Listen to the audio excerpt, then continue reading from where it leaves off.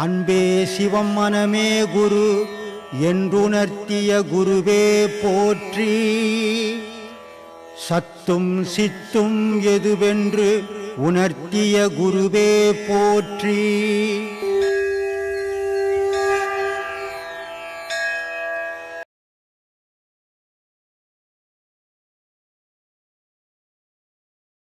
உலகத்தில் ஒவ்வொரு மனிதனுடைய வாழ்வும் விதி தான் நிர்ணயிக்குது. அங்கே மதி நிர்ணயிக்கிறது. ஏன்னா மதின்றது அறிவுன்னு அர்த்தம்.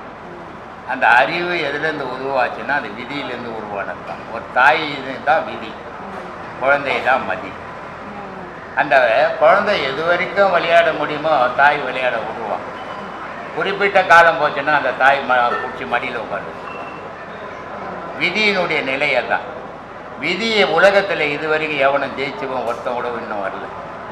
அது அஞ்ஞானியாக இருக்கட்டும், ஞானியாக இருக்கட்டும், விஞ்ஞானியாக இருக்கட்டும், யாருமே விதியை ஜெயிச்சுக்கினே கிடையாது.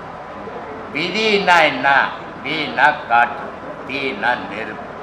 இது ரெண்டும் சேர்ந்து தான் நம்மளை இயக்குது. இது ரெண்டு தான் நம்ம வாழ்க்கைக்கு முடிவு பண்ணும். இந்த நெருப்பும் காற்றும் சேர்ந்து உன்னுடைய செயல் நல்ல செயலா இல்லை கெட்ட செயலா, உன்னுடைய செயல் புண்ணிய செயலா இல்லை உன்னுடைய செயல் பாவ செயலா, இதை அது நிர்ணயம் பண்ணி சேர்த்து.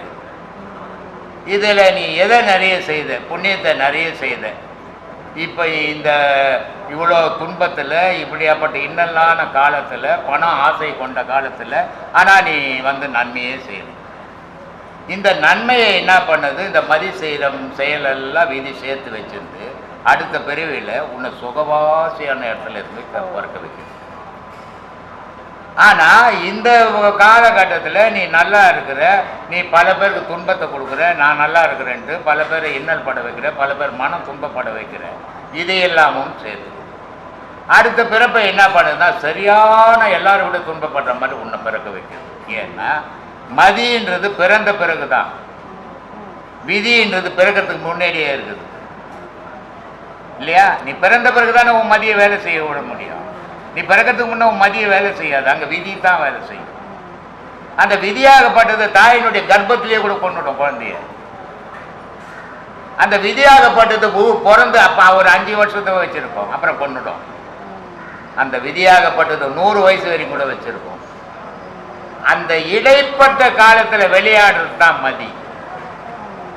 வாழ்க்கை முழுதும் ஒரு மனிதனுக்கு மதி விளையாடாது இல்லையா?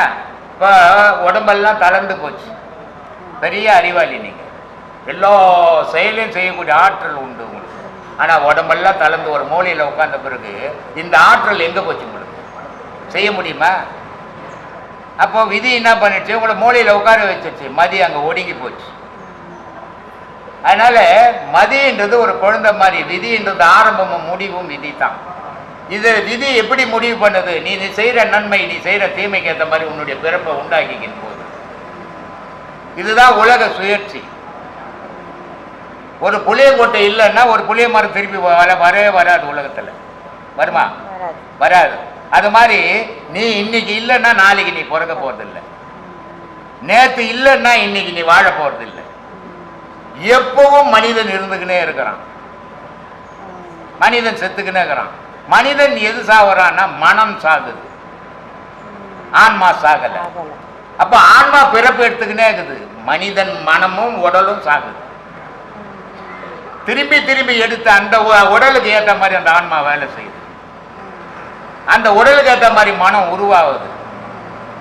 தாய் தகப்பனுடைய கருவிலிருந்து மனம் உருவாகுது. ஏதோ நீ பிறந்து வளர்ந்த பிறகு மனம் உருவாகலை இல்லையா? 5 விதமான கோபங்கள் இருக்குது, தீ இருக்குது உடல்ல. ஒரு குழந்தை பிறந்த உடனே அதுக்கு பசி எடுக்குதுன்னு வாய்த்தோன்னு சொல்லுமா? எம்மா எனக்கு பசி எடுக்குது, எப்பா எனக்கு பசி எடுக்குதுன்னு சொல்லுமா?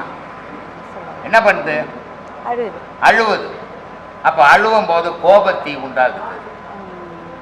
அந்த கோபத்தீயில் அது அழுவும் போது தாயும் தகப்பனும் கவனிக்கிறான், ஐயோ குழந்தைக்கு பசி எடுக்குதுன்னு எடுத்து வந்து ஊட்டுறான் இல்லை? அதுக்கப்புறம் காமத்தீ உண்டாகுது, அதுக்கப்புறம் யோகத்தீ உண்டாகுது, அப்புறம் ஞானத்தீ உண்டு. இப்படி ஒரு மனிதனுக்குள்ள ஒவ்வொரு காலகட்டத்திலையும் ஒவ்வொரு தீக்கள் உண்டாகுது. அந்த தீக்களுக்கு ஏற்ற மாதிரி தான் மனிதனுடைய இயக்கம் உண்டாகும். இதையெல்லாம் நம்ம அறியும் போது நம்ம எதிலையும் செயல்படாத அமைதியாக உட்கார்ந்துருவோம். இது எதிலையும் அறியாத போது எல்லாத்துலேயும் நம்ம இருப்போம். இதான் ஆரவாரம் அமைதின்றதுக்கு அர்த்தமா. எல்லோருக்கும் ஆத்மா வணக்கம். என் பேர் வந்து நித்திய மூகாம்பிகை, அதாவது நம்ம ஐயாவுடைய சீடன். இவ்வளோ காலமாக வந்து வெறும் மூகாம்பியாக இருந்தேன்னா நித்திய மூகாம்பியாக சீடர் வந்து நான் சீடனாக பேசுகிறேன். நான் வந்து நாகப்பட்டினம் பேரா ஏற்கனவே மூகாம்பிகா இருந்தீங்க. ஆமாம், இப்போ நான் நித்திய மூகாம்பிகா இருக்கேன். இதுக்கு காரணம் என்ன? என் குருநாதர் தான். நான் வந்து நாகை மாவட்டத்துலேருந்து வந்திருக்கேன். நானும் என்னுடைய கணவரும் உங்கள்கிட்ட பேசுறீங்க. ஐயா வந்து வருவாருன்னு எல்லாத்தையும் சொல்லிகிட்டே இருக்கிறீங்க. ஒரு உண்மையை சொல்கிறேன், ஐயா வந்துட்டார். உங்கள்கிட்ட சொன்னேன்னா புத்தாண்டு அன்னைக்கு காலையில் நான் கால் பண்ணேன். ஐயா எனக்கு வந்து என்னை வந்து ஆசீர்வாதம் பண்ணார், இதுதான் எனக்குடைய பெரிய கிஃப்ட்டுன்னு.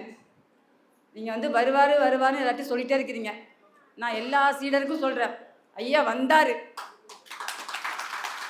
ஐயா வந்து நித்திய மூகாம்பிகைக்கு தரிசனம் கொடுத்தாரு, நீ நல்லா இருப்ப அப்படின்னு. எனக்கு வந்து முருகன்னா ரொம்ப பற்று. அதாவது 12 வயதுலேருந்து ரொம்ப கடவுள் மேலே ரொம்ப பற்று. விநாயகர் அகவல், கோளாறு பதிகம், கந்ததிஷ்டி கவசம், திருவாசகம், திருப்புகழ், எந்த பாட்டுனாலும் பாடுவையா. ஒரு பாட்டம் வந்து எனக்கு காட்சி கொடுக்கவே இல்லையா, ஒண்ணுமே பண்ணல. எங்கேயுமே சிவன் வரல, ஒருத்தரும் வரலையா, முருகரே வரலையா. என் குருநாதர் வந்தாயா. பாடம் வாங்கி முதல் பாடம் கதி பாடம், அதாவது 6 மாசத்துல வாமா 2வது பாடம் வாங்கிட்டு போகலாம் அப்படின்னு சொன்னாங்க. ஐயா நான் அழைக்கவே இல்லை அடுத்த பாடம் வாங்குறதுக்கு. 9 மாதம் கழிச்சு வந்திருக்கேன் ஐயா. ஐயா அழைச்சிருக்காரு, நான் கவலைப்படவே இல்லை ஐயா. காரணம் அந்த பாடத்தின் வலிமை. சிறப்பு சிறப்பு சிறப்பு. பாடம் பண்ணுங்க நீங்க சொல்றீங்க, பண்ணக்கூடிய அனுபவத்துல நான் வந்து சொல்றேன் ஐயா. நம்ம குருநாதரை நம்பினோம்னா அதை விட வேறு எதுவுமே கிடையாதுன்னு. ஐயா ஒரு வீடியோவில் பார்த்துருக்கேன், நான் மாயாவாதி கிடையாது, மந்திரவாதி கிடையாது, என்னை வந்து யாரும் வராதிங்க அப்படின்னு சொல்லுவார். நான் கேட்டிருக்கேன். என்னுடைய கணவருக்கு வந்து கையில் சின்ன கட்டி இருந்ததுங்க. ஐயாவுடைய திருநீரை வந்து பூசணும். அது திருநீருன்னு சொல்கிறத விட திருநீற்ற பூசணும். அந்த கட்டியே இல்லையா, இந்த இங்கே தான் இருக்கிறாங்க கணவர். அதே போல் என் உறவினர்களுக்கு ஒரு எங்கள் அத்தை மாமா இவரெல்லாம் கொஞ்சம் நோய்வாய்ப்பட்டு இருந்தாங்க. அவருக்கு வந்து திருநீரை கொண்டு போய் நாங்கள் பூசல ஐயா, அவரோட சீடனாகிய நாங்கள் நீங்கள் வந்து அவரை குணப்படுத்தணும் அப்படின்னு சொல்லி, இப்போ ஒரு மனிதனுக்கு வந்து ஒரு 20 ஆண்டு காலமாக இருக்கட்டுமே, நம்ம ஐயாவோட திருநீற்ற பூசி ஒரு 21 காலமாக இருக்கட்டுமேயா, அவங்க இருக்கிறாங்க, நல்லா இருக்கிறாங்க. அந்த மகிமையெல்லாம் எதுக்குன்னா நம்ம குருநாதருக்கு தான். நான் பிறந்து 40 வருடங்கள் இருக்கு. 40 வருடத்தில் என் தாய் தந்தரி என்னை ஈன்று உலகத்தை காட்டினாங்க. நானும் ஆன்மீகத்தில் நிறைய நாட்டம் கொண்டிருந்தேன்.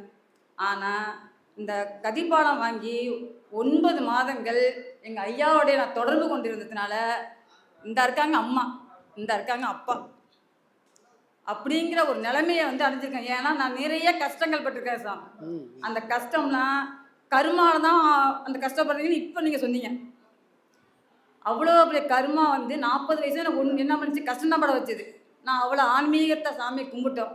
ஆனால் 9 மாதங்கள் நம்ம ஐயாவோட தொடர்பு வச்சதுனால அந்த கருமா போய் வச்சு இந்த இடத்துல உட்கார வச்சிருக்கு. முதல் ஸ்பீச், முதல் பேச்சு, அதாவது நான் வந்து ஐடியில் முதல் மார்க் எடுத்தேன். என் கணவர் இருக்கார், நல்லா படிப்பேன், இங்கிலீஷ் BA அன்கம்ப்ளீட்டட், எதுவுமே பிரயோஜனம் இல்லையா. இந்த வந்து உட்காந்து பேசுகிறேன் பாருங்க ஐயாவோட தொடர்பு வச்சு, இதுதான் நிரந்தரம். இதை வந்து உண்மையிலே நான் பேசுகிறேன். நான் வந்து வீட்டில் ப்ரிப்பேர் பண்ணிட்டு வந்தோ இங்கே வந்து பேசணுமோ எதுவுமே வரல. நீங்கள் சொன்னீங்க ஐயா வருவாருன்னு சொன்னீங்க, நான் வந்தேன்னு போய் சொல்லுமா அப்படின்னு ஐயா சொன்னார். நான் மாயாவாதி இல்லை, மந்திரவாதி இல்லை, உன்னுடைய கணவருடைய கையில் உள்ள கட்டியை போக்கினேன்னு அதை ஏன் நீ சொல்லக்கூடாது அப்படின்னு என்னை சொல்ல வச்சிருக்காரு.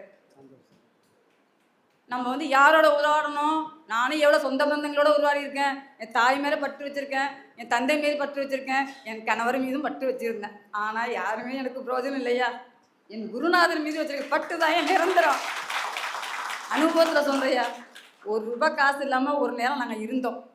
ஆனால் இன்னைக்கு ₹1 காசு இல்லைனாலும் எங்கள் குருநாதர் இருக்காரு பாருங்க, அதுவே எனக்கு போதியா, அதுவே கோடி சொத்து. இப்போ சொன்னீங்க நீங்கள் எல்லாரும் எதுக்கு பாடம் பண்ணுறோம், நம்ம வந்து சாவா வரம் வேங்கணும், அதை நினச்சி பாடம் பண்ணுங்கன்னு நீங்கள் சொன்னீங்க. இப்போ நான் சொல்கிறேன் ஐயா, சப்போஸ் அப்படி நான் பாடம் பண்ணியும் என்னுடைய கர்மா மறுபிறவி கொடுத்தா எனக்கு இவர் மறவா பிறவி வேணும்னு நான் நினைக்கிறேங்க. காரைக்கால் அம்மையார் மாதிரி. ஆமாம், ஈசனே உன்னை மறக்கூடாது, குருவே உன்னை மறக்கூடாது. அப்படியே கர்ம வேணும் மறுபிறவி நான் எடுத்துட்டேன்னா என் குருநாதரை வழங்கக்கூடிய அந்த நினைவோட அந்த பிறவி கொடுக்கணும், தவிர வேற எந்த பிறவியும் எனக்கு வேண்டாம் ஐயா. கண்டிப்பாக கண்டிப்பாக.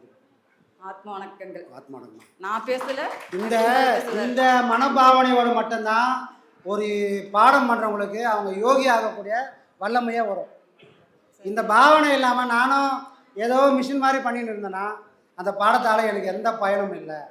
இன்னொரு விஷயம் சொல்லிக்கிறேன் ஐயா, நாங்கள் நாகப்பட்டினத்துலேருந்து காலையில் ட்ரெயின் ஓட்டி இறங்கும் போது ஐயா ஆசிரமத்துக்கு போகிறதா மண்டபத்துக்கு போகிறதா, ஏன்யா எங்களை அப்படி வந்து நீங்கள் இருக்கும்போது பசியோடு நான் வந்தால் பசியோடு இருக்கக்கூடாது, சீடர்கள் வந்து யாரும் வந்து நல்லா இருக்கணும் அப்படின்னு நினைக்கிற ஐயா, எங்கே இறங்கணும்னு தெரியாமல் தத்தளிக்கிறோம். நேற்று உங்கள்கிட்ட ஃபோன் பண்ணி சொன்னோம் இங்கே வந்துட்டு போங்கன்னு. ஆனால் என்னுடைய உள்மனசு நம்ம போய் அவரை பார்த்துட்டு இங்கே வந்துருமே அப்படின்னு தோணுச்சு. போனோம், பார்த்தோம், அங்கேயும் நின்று கேட்டேன், நமக்காக நம்ம ஐயா இவ்வளோ பெரிய மண்டபத்தையும் உருவாக்கி வச்சிருக்காரு, அது என்னைக்கு நமக்கு நிரந்தரம் தான், அந்த இடத்த போய் பார்த்துட்டு வருமே, என்னதான் ஆயின்னு பார்க்குமே, அப்புறம் அவர் கட்டி பிடிச்ச அந்த இடத்துக்கு என்ன ஒரு மரியாதை, நம்ம சீடராக்கி நம்மளே போயிட்டு வருமே அப்படின்னு நாங்கள் போனோம். ஆனால் எங்களை வந்து எங்கே கொண்டாந்து உட்கார வச்சிருக்கு சொல்லுங்க எல்லாரும், எங்கே குழந்தைங்க எங்கே வச்சா இருக்குது, அவரோட சீடர் தான். நான் ரொம்ப வந்து குழப்பமாக இருந்தேன், நம்ம ஐயா அங்கே பார்க்குறதா இங்கே பார்க்குறதா, எங்கேயும் பார்க்க வேண்டாம், நம்மளோட எப்பயுமே இருப்பார், இந்த இருந்துகிட்டு இருக்காங்க நம்ம ஐயாவுடைய மகனா. என்னோட அனுபவத்தில் சொல்கிறேன்யா, இங்கே கொண்டாந்து எங்களை சேர்த்துருக்கு, இதுக்கு காரணம் என் குருநாதர் தான். என்னை போல எத்தனை சீடர்கள் வந்து இன்னும் வீட்டில் இருந்துட்டு எங்கே போகிறது இங்கே வரதா அங்கே வரதான்னு தத்தளிப்பாங்க. அந்த எல்லாத்துக்குமே ஒரு நிரந்தரமாக என் குருநாதர் சொல்கிறாரு, நீ எங்கேயுமே போக வேண்டாம், நீ உன் மனதே நினைச்சிடுது, அது சரியான பாடகை கொண்டாந்து நீங்கள் நிப்பாட்டியிருக்கீங்க. ஆத்மா வணக்கங்க. ரொம்ப சந்தோஷம்.